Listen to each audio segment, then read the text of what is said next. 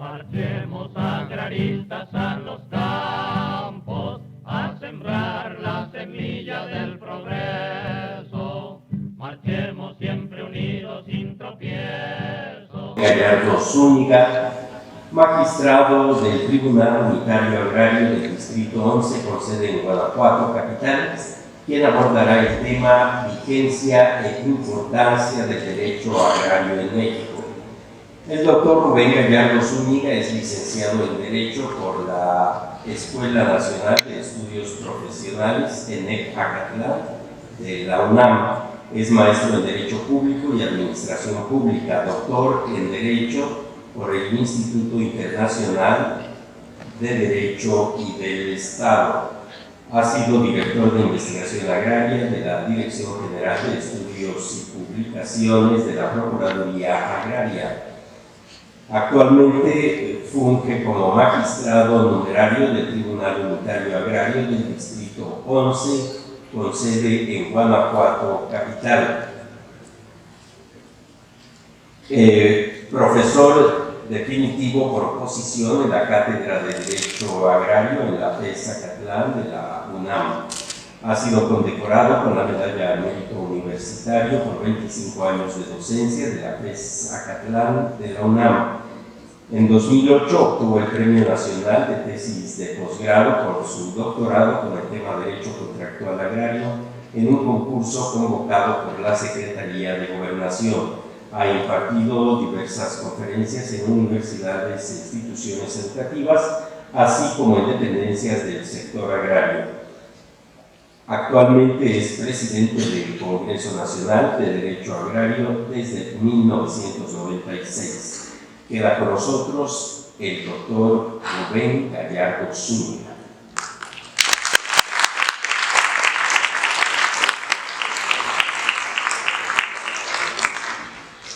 Muchas gracias. Gracias a las instancias convocantes de este evento académico, no pude tener mejores compañeros, aunque hay ponentes que nos precedieron en el uso de la palabra ayer y el día de ayer, pero los ponentes con los que he tenido la oportunidad de coincidir esta tarde, pues ya han dejado constancia de su experiencia, de su conocimiento sobre esta integralidad del derecho agrario, como se intitula esta mesa de trabajo. Desde luego, hago un público reconocimiento y expreso mi gratitud a las diversas instancias convocantes de este evento académico que año tras año han seguido teniendo confianza en el proyecto y por ello hoy, en este lugar emblemático como es el Teatro de la República, nos encontramos celebrando el 25 Congreso Nacional de Derecho Agrario en México y 8º internacional. Si el día de ayer en algún momento dije que me sentía yo en casa, no les mentí, pero hoy doblemente me sigo sintiendo en casa porque nos acompaña el doctor Manuel Martínez Justo, director de la Facultad de Estudios Superiores Acatlán, UNAM, mi alma mater. Muchas gracias.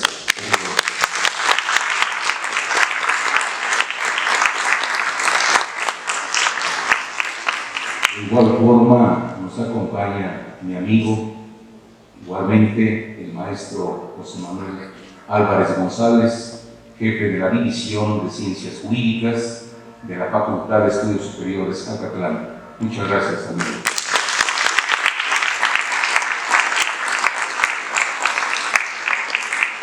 Y un grupo nutrido de alumnos de esta facultad que nos han hecho el favor de acompañar. Estoy cierto que haciendo algún esfuerzo en tiempo y quizá en recursos, pero finalmente aquí está la presencia de mi alma mater, la FES Acatlán. Hablar de la vigencia e importancia del derecho agrario, que es el tema del que voy a conversar conversar, y a diferencia de lo que dijo mi amigo el maestro Chilo de la Peña, pues no le voy a decir a nadie de quién me lo sugirió, pero estoy convencido que el derecho agrario, desde que surge allá en los albores del siglo XX hasta nuestros días, es una materia viva, es una materia vigente, porque si ustedes me permiten, puedo hacer referencia de manera muy rápida a esos antecedentes y sentido social del derecho agrario. El derecho agrario surge como una necesidad de atender y resolver los problemas de los hombres y mujeres del campo. ¿Es social? Sí, porque emana de un movimiento revolucionario social que a la sazón, no solamente la Convención Revolucionaria de octubre de 1914 en Aguascalientes, en el Teatro Morelos, donde surge don Venustiano Carranza como jefe máximo de la revolución, y que esto a la sazón le va a dar oportunidad al incipiente movimiento agrario que el 6 de enero de 1915, por encomienda del jefe máximo de la revolución, como es don Venustiano Carranza, don Luis Cabrera elaborara el proyecto de la ley del 6 de enero de 1915, que se expide de espaldas al mar en la tierra de mi amigo, el señor magistrado Alberto Pérez Gasca, en el puerto de Veracruz.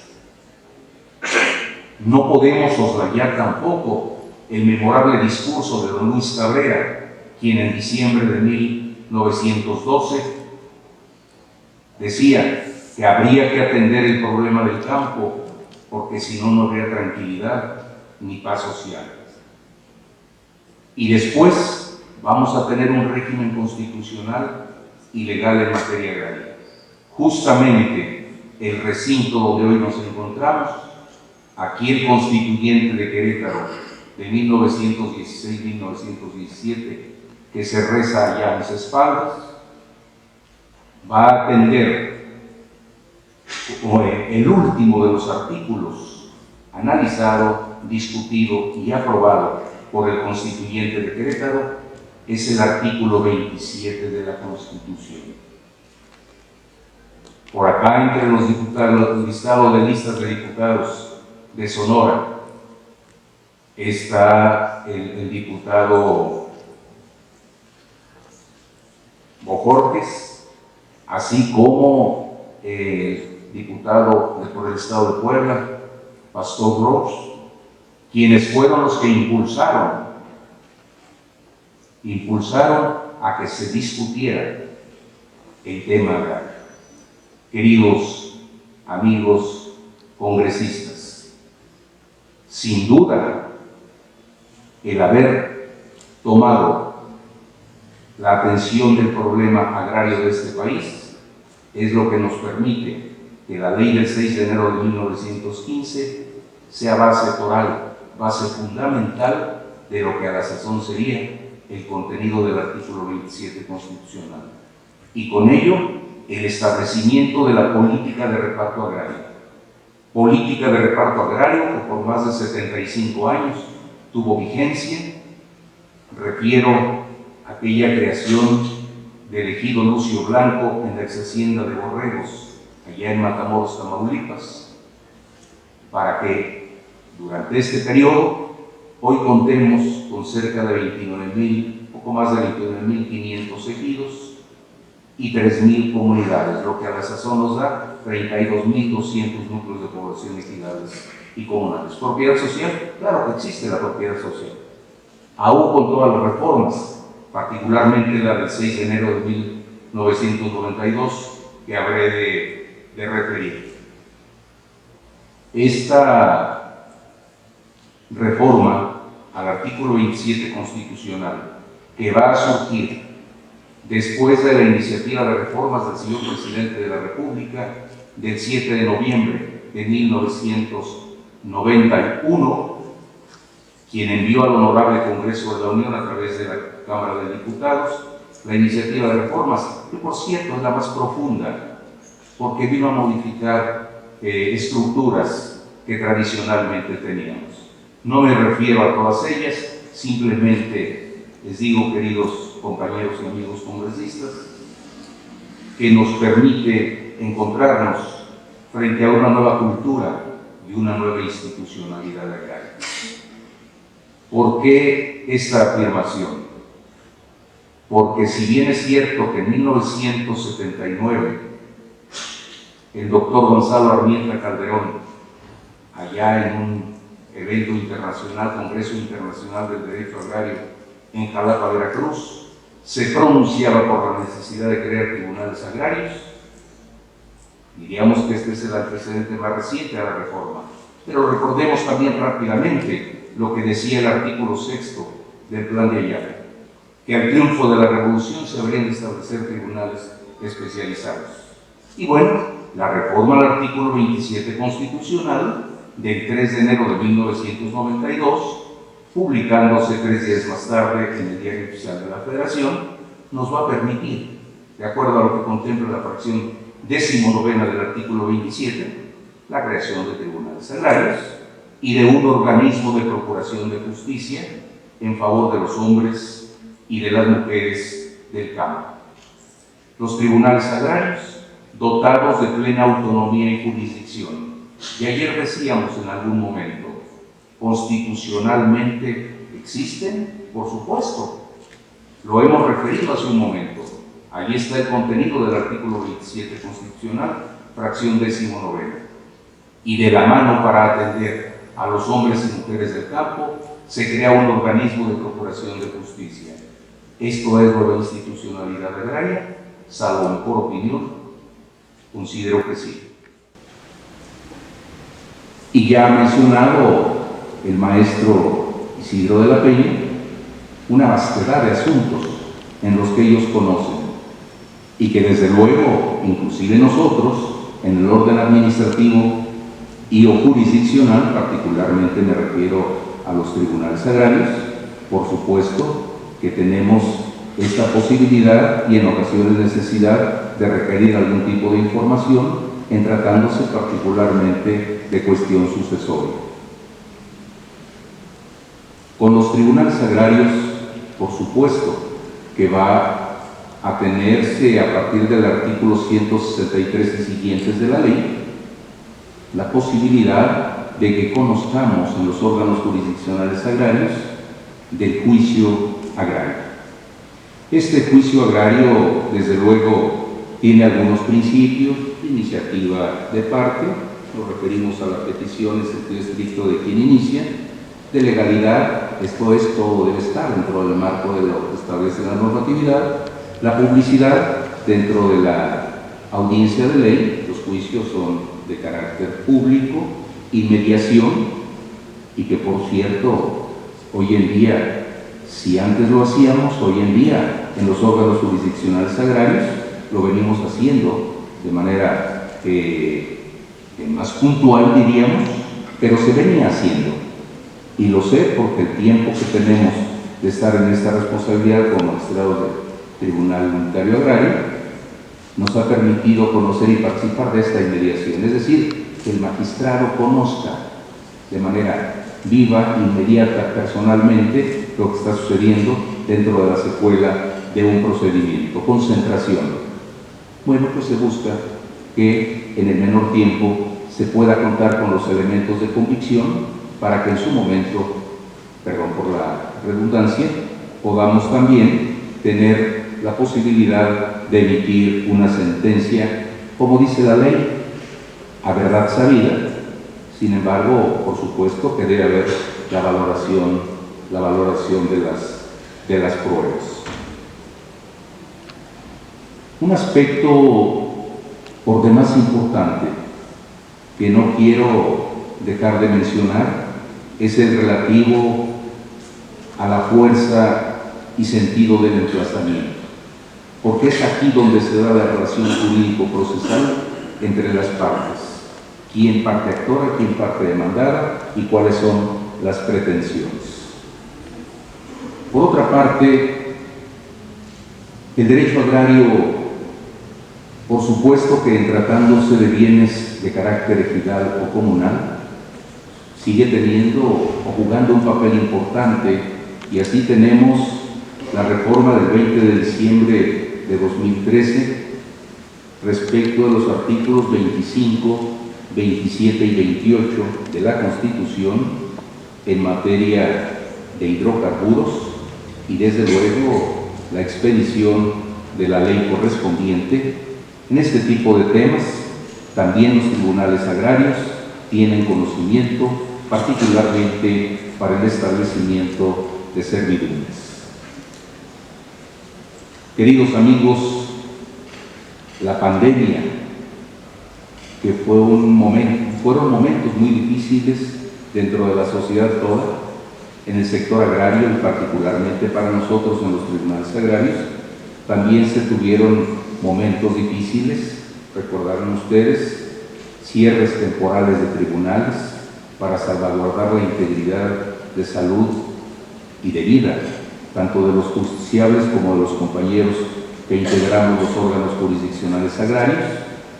Y esto, en algún momento, la magistrada presidenta del Tribunal Superior Agrario, la magistrada Maribel Méndez de Lara, nos invitó a los magistrados de los unitarios agrarios para que formuláramos algún ensayo mismo que mandamos. Yo tuve el atrevimiento de intitularme a aquel ensayo La justicia agraria a tu alcance.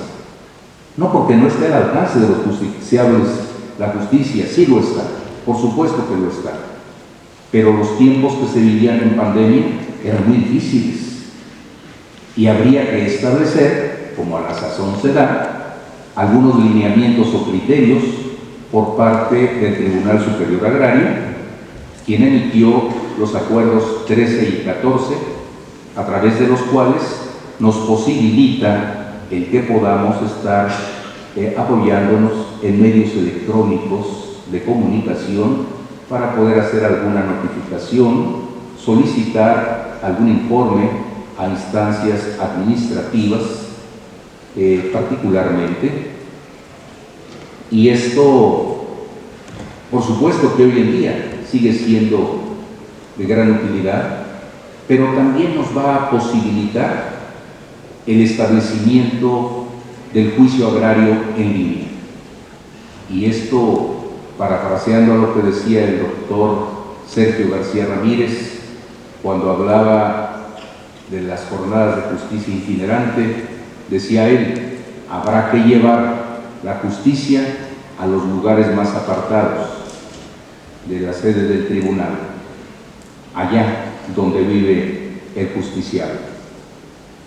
Esto, queridos amigos, sin duda nos permite hoy afirmar que el derecho agrario sigue siendo vigente y que entre tanto haya un núcleo de población o haya un hombre a quien se deba considerar dentro de este derecho agrario, seguiremos teniendo un derecho agrario vivo, un derecho agrario vigente, contrario a lo que se decía poco después de la reforma de 92, que los ejidos ya podrían adoptar el dominio pleno y que se terminaría con la propiedad social. Esto no sucedió. Ahí tenemos quizá aproximadamente un 10% de ejidos que han adoptado el dominio pleno, y el resto es un 90% de ejidos que subsisten en ese régimen de propiedad. Por ello me atrevo a afirmar que hoy estamos frente a un derecho agrario contemporáneo y que también tenemos la posibilidad de estar viviendo una nueva ruralidad. Queridos compañeros congresistas, quisiera concluir, además de agradecerles la generosidad de acompañarnos a este evento, y particularmente hoy, como dijo mi amigo Chiro de la Peña, el que nos hayan dejado un poquito de menos tiempo por esta extraordinaria interpretación musical, pero sobre todo la paciencia de todos ustedes que valoran. Quisiera yo concluir, antes de que pasemos en breve a la ceremonia de clausura y entrega de reconocimientos, queridos amigos, el campo y la justicia social han sido sin duda historia y razón de ser del pueblo mexicano. Por su atención, muchas gracias.